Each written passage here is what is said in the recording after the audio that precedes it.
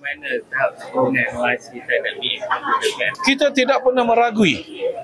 Sepanjang saya berkecimpung dalam politik ni, kita tidak pernah meragui sokongan, bukan saja sokongan tapi kesetiaan masyarakat orang asli, kerana mereka tahu kita sentiasa memberi perhatian dan sentiasa cuba sedaya upaya untuk membangunkan mereka.